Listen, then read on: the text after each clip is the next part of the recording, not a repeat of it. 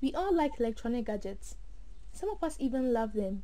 We seek to have and want to get the latest electronic devices. And deservedly, we are right to love them. They make our lives easier, comfortable, and entertaining. But have you ever thought of what happens to that spoiled or outdated electronic gadgets you disposed of some time ago? Where do they finally end up when they can't be used or repaired? Where do they end up? Now hold on to that thought. Let me ask you this. Do you have any idea of what can cause a beautiful and a delight of nature to turn into this? Now, to answer the question of what happens to your electronic device after disposal, it is likely to end up among what we call e-waste. E-waste, known as electronic waste, may be defined as discarded computers, office electronic equipment, entertainment device electronics, mobile phones, television sets, and refrigerators. This definition includes used electronics which are destined for reuse, resale, salvage, recycling, or disposal. Waste electrical and electronic equipment represents a multi-billion-dollar global industry. Total amount of e-waste generated worldwide annually is 48.9 million metric tons. According to a report by UNEP, the amount of e-waste being produced, including mobile phones and computers, could rise by as much as 500% over the next decade in some countries. A 2011 report, Ghana E-Waste Country Assessment, found that of 215,000 tons of electronics imported to Ghana, 30% were brand new and 70% were used. Of the used products, the study concluded that 15% was not reused and was scrapped or discarded. The current amount of imported electronics can be estimated to be around 400,000 tons. Based on previous data, the total generated e-waste which ends up at the informal site, Agbogbloshie, is estimated to be around 184,000 tons for the year 2014. The story is told of a once named Old Fedema or Ayalo, a wetland, a pastoral landscape at the periphery of Accra's urban center. The story has it that, in 1996, 10 men migrated from the northern part of Ghana and became the first settlers of the land. This event became the era of Agbogbloshie, and this is the story as told by the scrap dealers. The current settlement of Agbogbloshie now consists of about 6,000 families or 30,000 people, situated on the left bank of the Oda River and in the upper regions of the Kole Lagoon in Accra. There are at least 4 different social and economic factors driving the establishment and growth of Agbogbloshie, which are 1. Spillover population associated with the size and growth of the adjacent market. 2. Migration from the north of Ghana as an outcome of tribal conflict. 3. Social downward movement by those forced out of more expensive areas in Accra, partly attributable to the impact of structural adjustments program initiated in the early 1980s. And 4. Cheaper settlement area free from bureaucratic constraints and high rentals in recognized formal areas in Accra. Unfortunately, this community tends to be among one of the most deprived, populated and high health risk faced community in Ghana.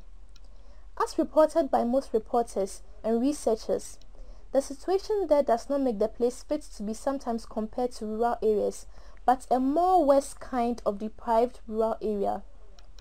The reason, the e-waste industry. Agbogbloshie is Ghana's largest e-waste and scrap processing zone. Ghana, as we speak, does not have an industrial scale e-waste processing plant, so all the recycling and scrap processing is done informal at the sites such as Agbogbloshie, and this is money. It is estimated that recyclers and scrap dealers may earn upwards of 12 to 18 Ghana cedis per day. This, I believe, is more than what the average Ghanaian earns per day. This economics of their operations also makes it difficult to evict them or put an end to their activities. As of March 2014, Agbogbloshie was the world's largest e-waste dump. So what happens at the world's most populated and toxic site? Each month, cargo containers arrive in Agbogbloshie, often illegally, from countries all over the world, including the United States, the United Kingdom, and Japan. The Basel Convention prevents the transfrontier shipment of hazardous waste from developed to less developed countries. Only 3 countries, the United States, Afghanistan, and Haiti, have never ratified the convention. Also, our ever-increasing love for electronic goods, moreover cheap electronic stuff from these countries, continues to fuel their activities, more importation, more e-waste. For the meantime, economic activities boom. The hustle goes on. And as a known fact, economic activities breed pollution, in this case alarming forms of pollution. Airborne toxins from the e-waste dam continue to leach into the soil, water and food chain, both severely polluting the environment and endangering public health. Greenpeace lab tests have shown that water and soil from areas in Agbogbloshie contain concentrations of toxins at levels 100 times more than the allowable amount. The Odao River dives into a plastic waste-choked concrete canal, contributing to the harm caused by the increased flooding in Accra.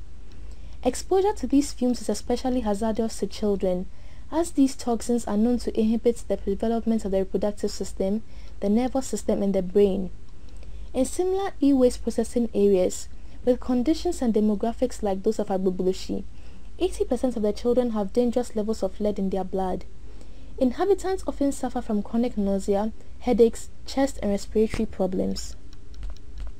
The most alarming case is when thousands of youth risk their lives every day working without safety precautions or protective gear in highly hazardous informal sectors recycling e-waste. The question we should be asking ourselves is that, is the money worth it? The pollution, health risk and all other negative outcome of these recycling activities, is it all worth it? Surely we can do something about it, but what can we do? Some of the proposed solutions are forced eviction and demolition, large-scale industrial recycling. As good as they seem to be, implementing will not be as easy, we will all testify to that. AME will be the first to confirm this. Force the large-scale industrial recycling, it will take a strong will from the government to implement it as it requires a huge setup capital. While we wait for this help, we believe we can do something. The e-waste paradise team proposes to use technical backgrounds ranging from engineering and environmental science to help address the e-waste problem through several interrelated initiatives, such as 1. Research the global cycle of e-waste from generation to imports and local recycling. 2. Map the flows of e-waste by type throughout the Agbogbloshie dam site. 3.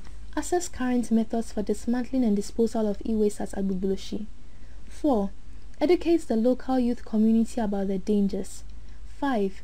Design alternative approaches for improved practices of e-waste handling locally, such as reducing e-waste generation and importation at the source, reusing parts and components of e-waste, recycling materials from e-waste in a sustainable manner. 6. Design and build a copper wire stripper machine. 7. Build a communal tool shed at Agbogbloshie for recyclers and scavengers. 8. Published a book on how to recycle common electronic appliances and gadgets with minimal engineering skills. Our approach is to first engage the local recyclers community by 1. First learning from them, that is identifying their acquired expertise with respect to e-waste processing. 2. Co-designing and developing with them new tools and techniques for greener recycling. And also involving community stakeholders and concerned parties, such as Scrap Dealers Association, Agbogbloshie Makerspace, Recyhub, Green Advocacy Ghana, e-waste journalist Mike Anane and researchers Rachel Field. The selected community is Agbogbloshie in the Greater Accra region, and the target groups are 1. Members of the Scrap Dealers Association, 2. Recyclers, 3. E-waste scavengers, 4. The local makers and artisan, 5. Community schools, JHS and SHS. Potential communities to also benefit, what we would like to call ripple effect, include 1. Scrap dealers such as Galloway, Kokompe and Inashaman, Swami Magazine, and other makers communities. Some of the expected results from this approach and work include 1. Helping the local community understand the complete life cycle of e-waste, but better appreciate the dangers of e-waste.